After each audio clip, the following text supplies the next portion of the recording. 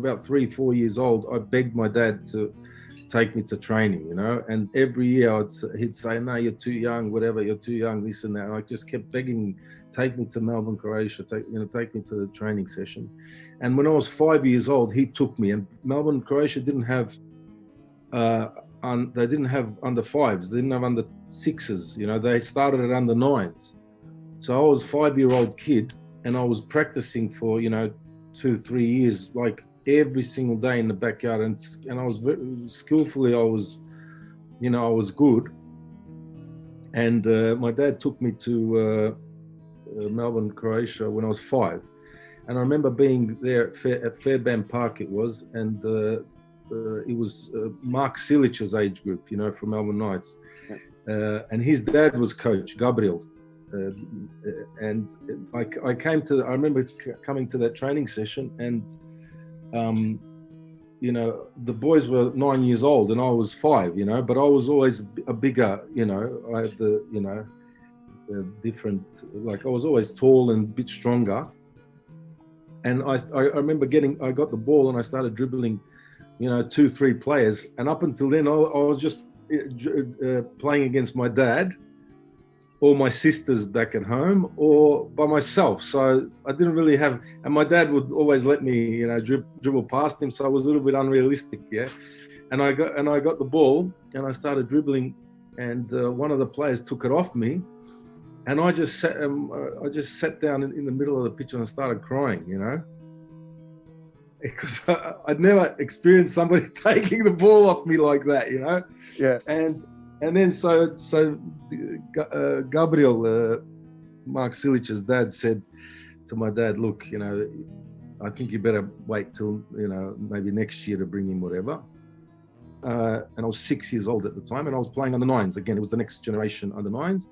Yep. And then I started training, and I was already a bit bigger and stronger and all that sort of stuff. And I was playing 3 years young. I was playing 3 years up, you know. Yeah. So what happened was I started with them, and then my first game, I remember we played in Diamond Creek, my first game ever. This was in 1982, I think it was. And I scored a hat-trick in the first game. We beat Diamond Creek, I think 6-0 or something like that. And the first game, I scored a hat-trick. So that was sort of, and I was playing with kids that were older than me, and that's how I did it. A year later, I went another year down. I was 2 years younger than the rest of them, and that's where I stayed. I stayed up until there. So basically, when I went to play in, you know, when I got most of the years, I mean, I was before that. So I was playing 2 years older, and I was always top goal scorer in the team and in the league. You know, we were playing Super League at that time, whatever.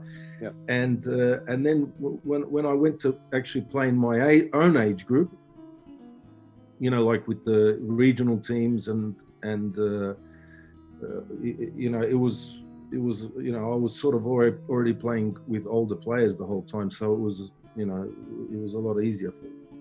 So that was common for you then throughout your whole juniors. If it started as early as under 9s, you were playing up in terms of age groups, then all the way through in normal junior soccer, you were playing up. So it was always tougher for you. Is that fair assessment? I wouldn't say it was tougher. I think,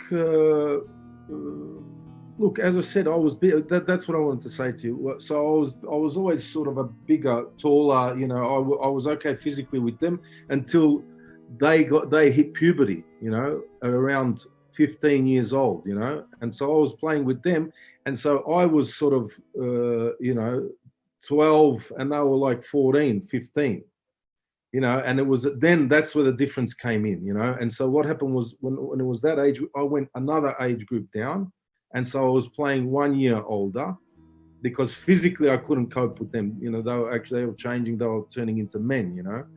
And that was the thing. In the end, I ended up playing 1 year older, you know. And then from 15, 16, I played in the youth team for Melbourne Knights. And then I went to the RAS at 16. So were they your choices, as in to move up and down teams, or coaches doing it to you, or how did it work back then in terms of which age group you ended up playing in? But look, so basically, when I was playing in those age group, most of the time I was always one of the best players. I was top goal scorer every year. Even when I was in the older teams. So it's harder. Like it was sort of a joint decision. Because I was competing at that level. You know what I'm saying? And then so up until maybe when I was 12, 13, and the rest of the team were 2 years older than me. There was a big difference in physical things. So and then it was like whatever. We in the end, like you can tell, I couldn't compete physically with them. So I had to drop down. Yeah.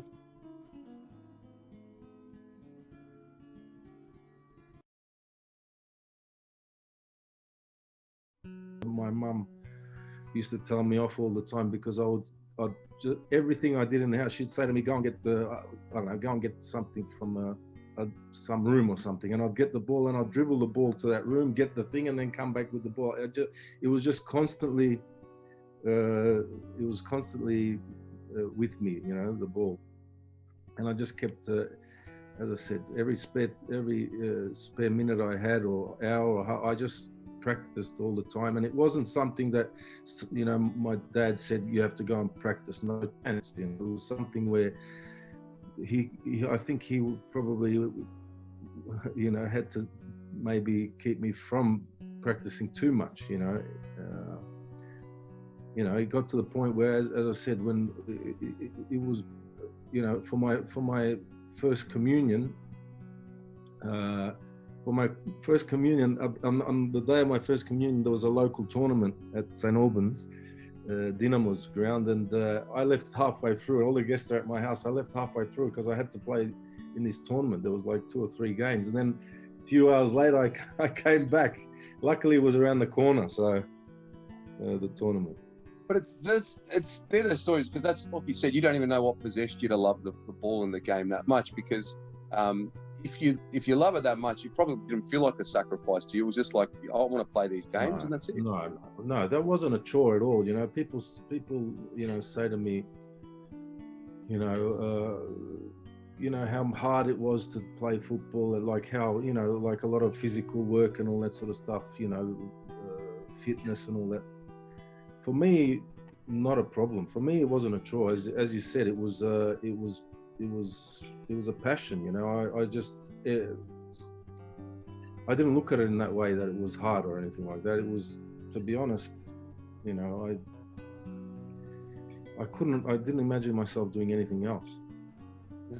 Well, it's funny because a lot of studies and research in the last especially the last couple of decades, into ball mastery and how mastery is so important for kids to stay involved in the game, because the main reason they drop off is they get to a level and they're not competitive anymore, and so they lose the interest. So you're kind of what you're just spoken about. You were doing things that now coaches, like there's a guy Tom Byer in Japan that does this ball mastery stuff from an early age, playing with your kids in the house, like you said, dribbling from one room to the other to collect things, and you're developing the skills that are going to be useful to you later on, where you don't have to think about it as much. But obviously at the time, no one ever told you that, and it kind of just happened organically. Is that how you'd put it? Yeah, for me, as I said, I had a bit of a patch in my back garden when I was living in St. Albans. We had a bit of an area, and I turned that area into a little football pitch, and that was my sort of area where I just trained, and there was a brick wall there, and I just used to, play 1-2s off the wall, and sometimes I'd put it like a target to aim at, I'd draw it out of chalk, and it'd be like a target, and then if I hit the middle, my aim was basically to hit the middle, or whatever, it was these little things. It was just the enjoyment of I wasn't thinking of mastering my skills. I mean, obviously I wanted to get better. It was just, I just had so much fun playing, practicing. It wasn't as I said, it wasn't a practice. I don't even know now. When I think back, I don't even know why I was that possessed by it. Obviously, that whole thing of of the football thing attracted me in some way, but I was like obsessed. You know, it's like an obsession. It wasn't just, you know, I'll practice today, and then, you know, a week later, maybe, you know, I'll practice again. You know, it wasn't like a thing that was organized or anything like that. It was just, I just had to be 24 hours with the football, and anything that I did was about football and talked about, and, you know, it was something. Now, when you ask me that question, I'm thinking, you know, it's quite obsessive. I was obsessed with it. Yeah, but I think when you look at top athletes, you look at your Dražen Petrović's, Michael Jordan's. They've got very similar stories. It starts with an obsession early on with the game, the ball itself, and then whatever grows from that is dependent on how much you continue to invest in it. And I guess obviously along the journey you have, you know, different people that come in and coach you, or you get opportunities, and we'll talk about those a little bit later. But it all starts with, you enjoy it, and from what you're saying, even these little stories, you loved it, and that's it. Simple as that.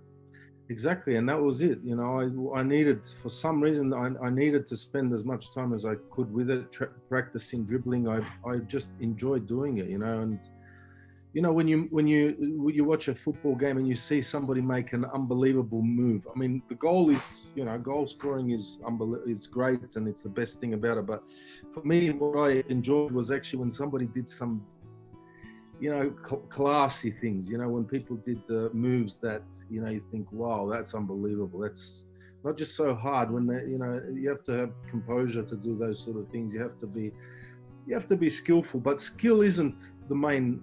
Skill is a very important thing of the game, but I wouldn't say it's the main thing. The most important thing, what makes and breaks a footballer, is mental toughness.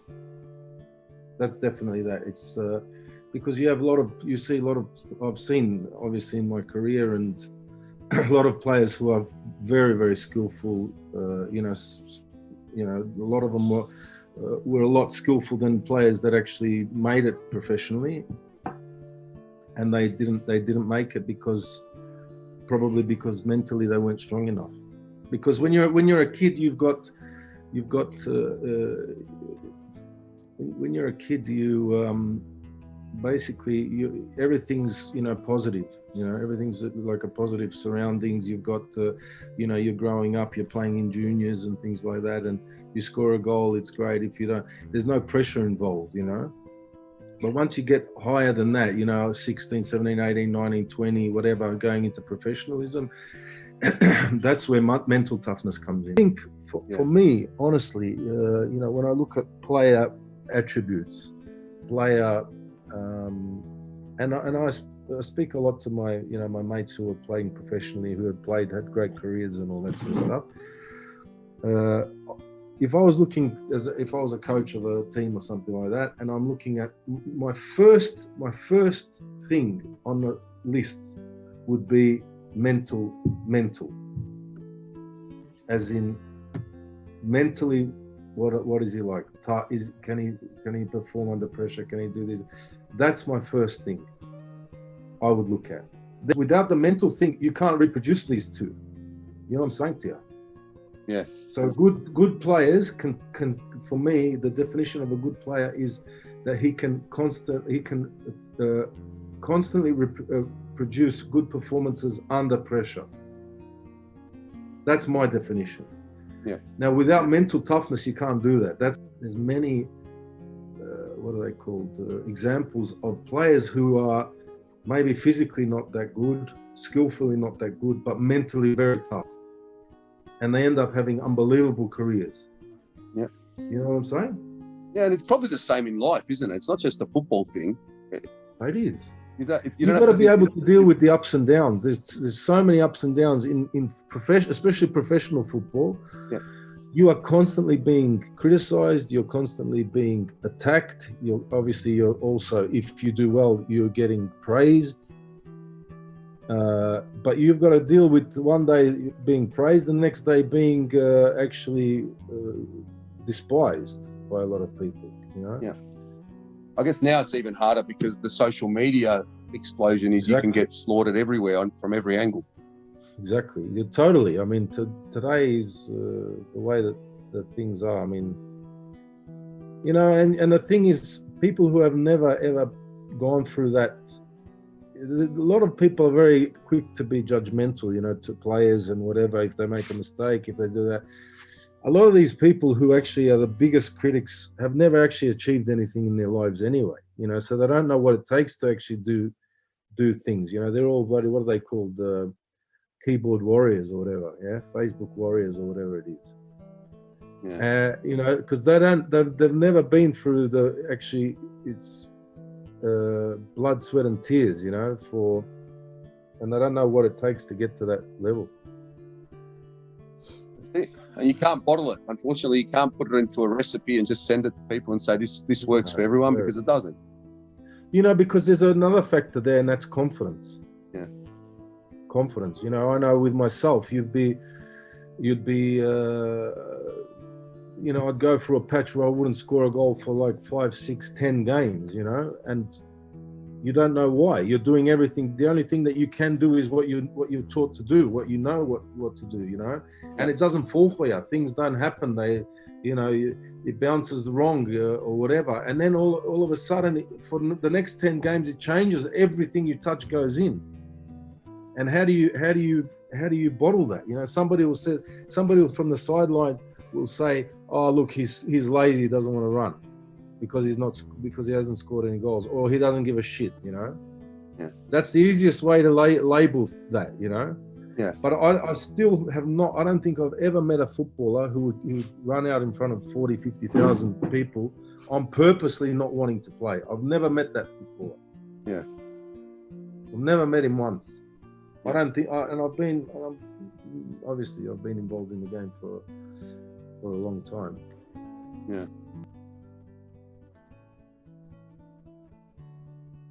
AOS was good because Ron Smith knew his football. You know, up until then, I was being coached by parents at Melbourne Knights who maybe they didn't know tactically football. Ron Smith was, you know, he's a top class coach, and he actually knew how to explain everybody's individual roles in a game, you know, whereas in normal football that was never done. You know, nobody ever done it. Like, they put the team out and then everybody plays, you know. And up until then, that's where actually we were taught our individual roles, how we should run, what sort of runs to make, as you know, in every what is expected of that individual position, you know. Yeah. You know, and then that turns into the whole, you know, goes into the whole team. Yeah, heard stories of you know, pushing the bed against the wall and still practicing your touch work in the room, presumably while other guys were going out and about and doing other things. So, and there's a quote that you've used many times, I think, in your senior level interviews about, "I didn't come here for a haircut." How did you take your time at the AIS in terms of how serious you took it? First 6 months, I would say, when I got to the AIS was a big shock for me, you know, going away from home and you know, living in a totally different environment to what I was, you know, used to, was a huge shock. And I was a little bit lost at that time, you know, because you're trying to find your feet, you know, new surroundings, new teammates, which you're 24 hours a day, you're living with them and getting used to those sort of things. And there was a few incidents that happened, you know, which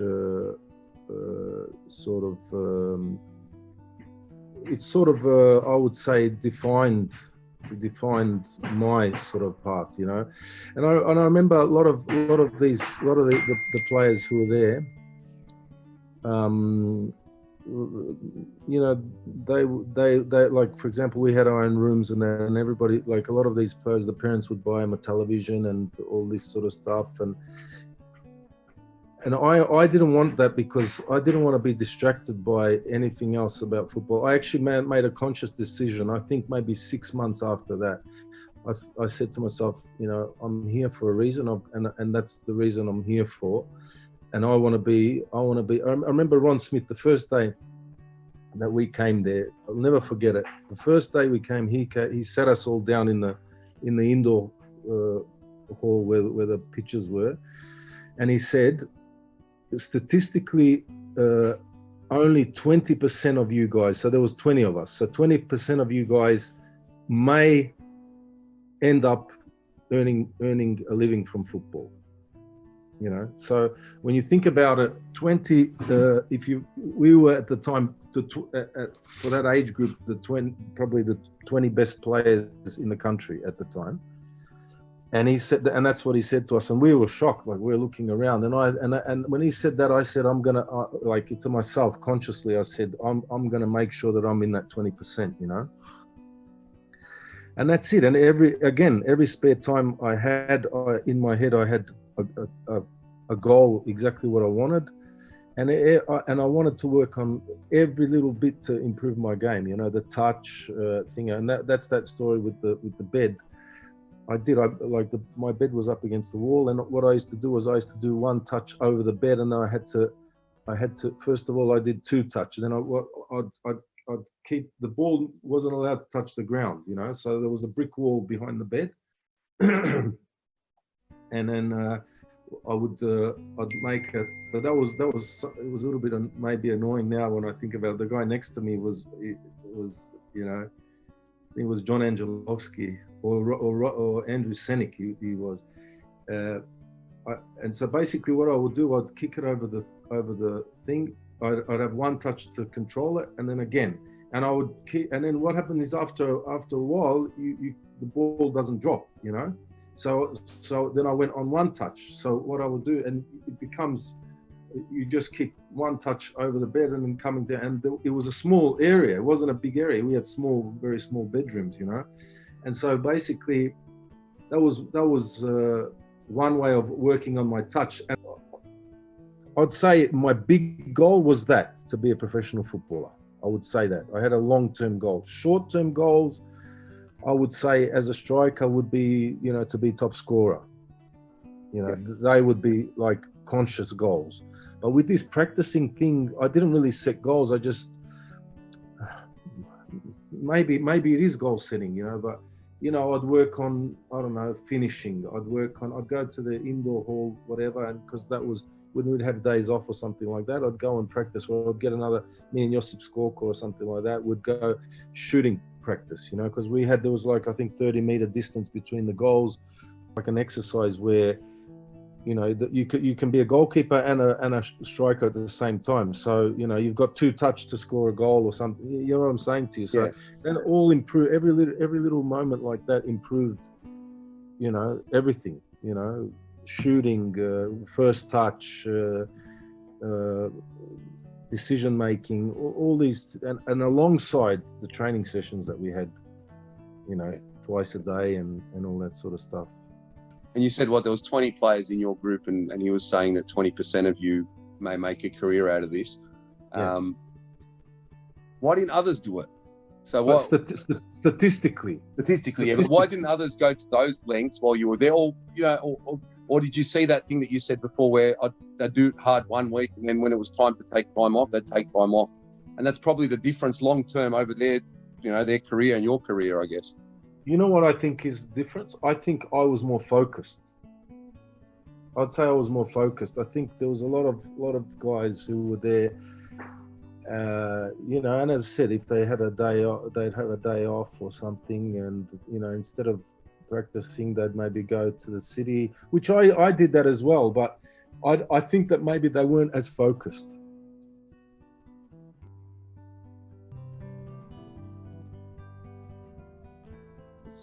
Think about how Australian football is lagging in that. So these academies have the best facilities. They're playing against best opposition every week. So a Chelsea Academy is playing against, I don't know, Leeds Academy. Leeds Academy is playing against Man United Academy. They're all the top players in the country, maybe even in Europe, that sort of thing, yeah? And 92% of them, you're saying, drop out. Yeah. And that's by 16. That's not even getting to 18 where they even get a pro contract. But that's statistic, because it's such a football is such a filtered system. You know, like you're constantly filtering out the best players. It's like panning for gold or something like that. You know, you get a big bunch of people, and in the end, you've got very small amount.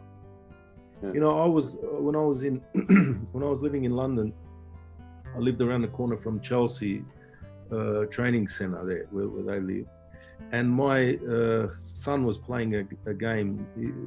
They used to play there, and one weekend I went, and Chelsea had this like the academy was playing, and some of the coaches there, I was having a chat to them, and they said, so there was hundreds and hundreds of players, hundreds of them, you know, all Chelsea players, juniors from, I don't know, they were from under 9s or upwards to under 18s or something, yeah. And they had like a huge field, and they were all playing at the same time, different games and that. And I said to them, so I go, well, look at how many kids you got here. I go, how many of these are going to play for Chelsea? And the guy goes to me, maybe not even one. Wow. And then he goes, and I said, not even one. How? He goes, in the last 20 years, who has played for Chelsea out of the Chelsea academy? John Terry, I think. John Terry is the only one. Yeah. Was the only one. That was 7 or 8 years ago. Yeah. That's big. I know it's probably worse in England, because I know in Germany they reckon about 50% of the players are German. They're in the Bundesliga, and in Spain it's 58% are Spanish. But I know the English league being so global and that. But it's true. So it's even more cutthroat for those kids. So like what you said, it's mental, isn't it?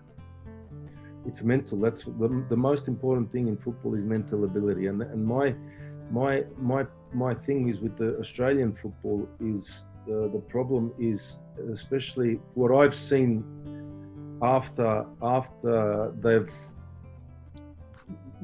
When I was growing up, it was a little bit different. The thing was that we had the NSL at the time, and if you noticed before, when the NSL was on, we were up to under 23s, up to the Olympic team.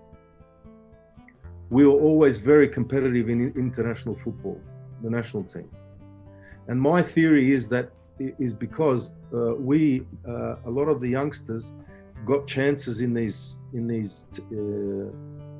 teams, you know, Marconi's, the Sydney Croatias, the Melbourne Knights, the I don't know, Adelaide Cities and all that. The youngsters got more opportunities, and they were playing with men. You know, some of them would be 16, 17, 18, already playing in the NSL against men.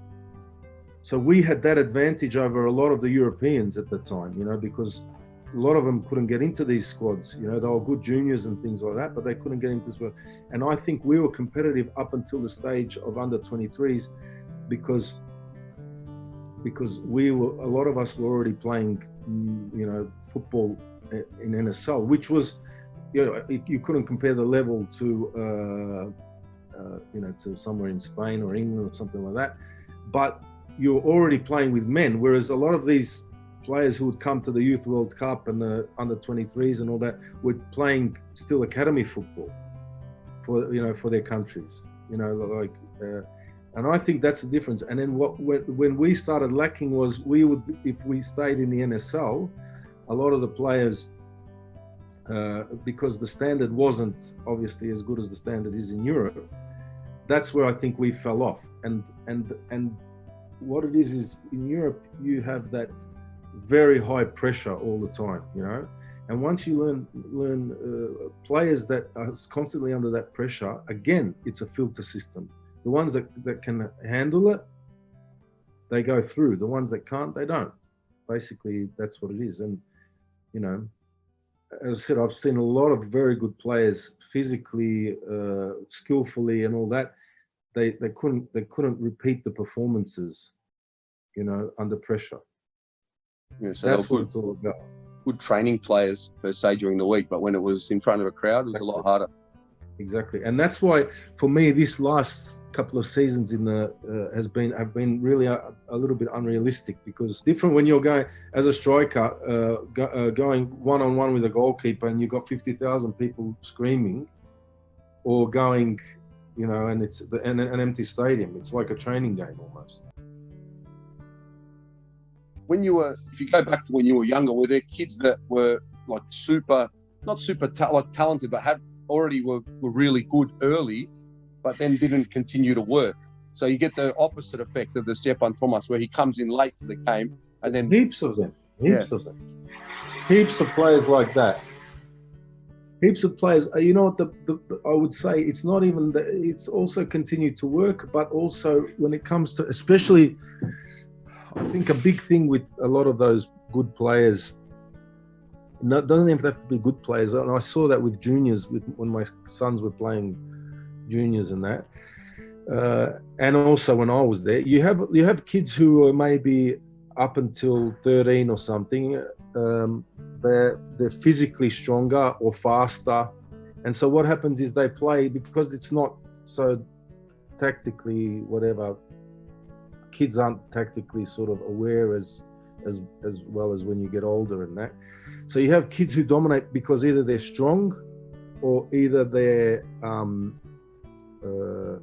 strong, or they're maybe skillful, or maybe they are fast. Yeah, they're the three. I would say that. Yeah. And what happens is up until, what I noticed anyway, is they dominate up until puberty, and then all of a sudden these other kids start getting faster and stronger. So those two attributes, they've evened up with. Their skill level isn't that good, you know. Like if they're not skillful, they struggle. And what happens when they struggle is they mentally can't deal with struggling, because up until then they've always been the best, and everybody's expecting them to score the goals, and you know, it's always been, the whole team usually revolves around them.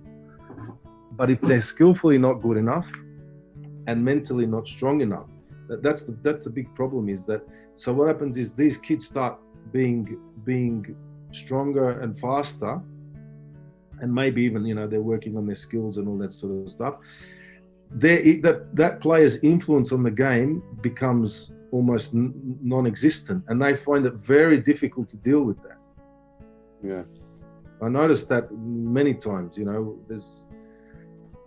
I can tell straight away a kid who's going to be about, when he's 14, 15, that he's going to either stop playing or he's just going to fade out if he's not technically good enough. You know what I'm saying? Yeah. You know, so that's one thing. You have to be technically good, but you know, I think especially in those situations, if you're not technically good enough, you won't get through that. If you're mentally strong, the kid will you know, he'll say, okay, these guys are stronger now, they've evened up, whatever, but I'm skillful, I'm going to work on this, I'm going to work on everything like that, and they'll get through that, you know. Yeah, they'll find a way, because they'll have a way. Exactly. Yeah.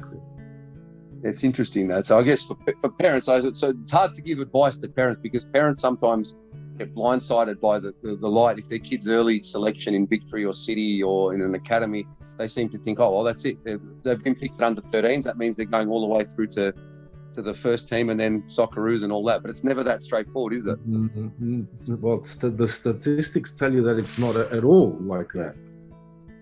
As I said, usually, but sometimes even, well, if I look, when I was growing up, we played. All right, just say my Victoria team, under 13s or whatever, or under 15s when I played for Victoria. I would say out of that Victoria team that I played in, I'd say two of us, me and Josip Skoko, were the only ones who ended up playing professionally, like at a high level. Yeah, and that's at under 15 when you're almost at seniors. You're at the end of juniors almost, yeah. We got picked for the AIS after that, basically. Jeez. So that's at that stage where, you know, we were the best, that age group. In that age group, we were the best kids for the whole state, you know. Yeah. And then you had so many good players from different states, you know. New South Wales always had good players. Then you had WA, South Australia. They all had Queensland all had good players. And then when we brought all, like the AIS brings all them together and then works with them for 2 years. And even from there, from that age group, it was, it was only a handful of players who actually went on. Actually, to be honest, I think our group was very good. The group after that, before that, wasn't as good. Your group is a bit of an outlier. I remember speaking to Ron about it, and he was saying that those percentages, sometimes in one group you'll have an outlier group that just has 5 or 6 that get to a pro level and make a good career out of it, and then the following year there might only be 1 or 2. Yes, and that's the luck of the draw, sort of thing. Yeah, it is. It is the luck of the draw, because they all receive the same treatment, the same training, the same everything like that, and it all depends on individually.